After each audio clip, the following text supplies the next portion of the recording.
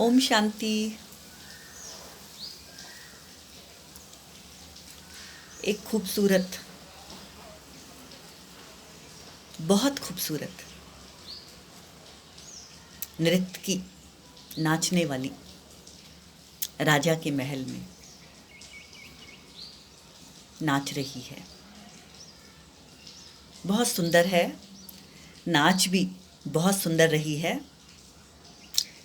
क्या आप सभी को पता है, नाचने वाली और होती है, गाने वाली और होती है, कुछ और करने वाली कुछ और होती है, लेकिन हम सभी को एक समझते हैं, ऐसा नहीं है। नाच पूरा होता है, नृत्य का नाच पूरा होता है और वो राजा के सामने जाती है। राजा काला कलूटा है, सुंदर नहीं है। सुंदरता बहुत बड़ा श्राप है, अभिशाप है। उसे देखकर वो नाचने वाली नृत्य की हंसती है।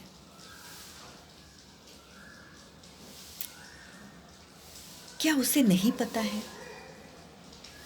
कि वो नाच क्यों रही है? नाचता कौन है?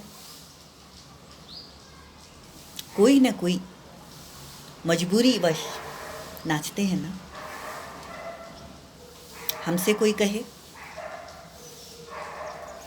आप नाचो, वो भी किसी महल में, किसी राजा के महल में, क्या हम सब कोई एक भी नाचने को तैयार होगा? हरगिज नहीं, कोई नहीं होगा। कुछ ना कुछ मजबूरी है ना, तो फिर हम हंस कैसे सकते हैं?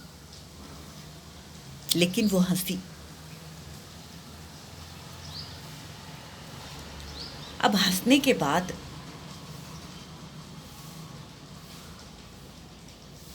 राजा कुछ देगा?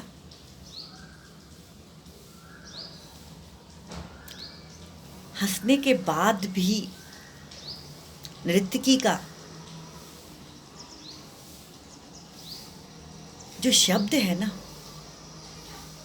द्रौपदी ने शब्द ही तो कहे थे ना, अंधे की औलाद अंधा। महाभारत हुई और भी शास्त्रों में ढेरों ऐसे शब्द हैं जिसका अर्थ का अनर्थ हुआ।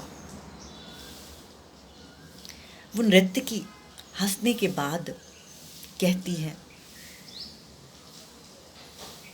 जब खूबसूरती बट रही थी तो फिर आप कहाँ थे? सुना क्या कह रही है? ये सुंदरता जो होती है ना, अच्छी चीज नहीं है। कहीं ना कहीं ये हमें गर्त में लेकर जाकर छोड़ती है। हर एक की नजर गलत ही पड़ती है। ये सुंदरता अच्छी चीज नहीं है। अगर आप थोड़े बहुत कम सुंदर हैं तो भी ठीक है। ये भी विधाता की देन ही कही। सुंदरता जीवन में बहुत दुख देती है। वो नृत्य की जब कह रही है कि जब खूबसूरती बट रही थी तो आप कहाँ थे? राजा है, बहुत धनाढ्य तो है ही, समझू सयाना भी है। कहता है आपके पास में ही एक लाइन और लगी हुई थी। नर्तकी को कहता है बहन, जब आप खूबसूरती की लाइन में खड़ी हुई थी, उसके पास में ही एक लाइन और थी। वो थी नसीब वालों की। उसमें विधाता भाग्य बांट रहा था, नसीब बांट रहा था। मैं वहीं खड़ा हुआ था।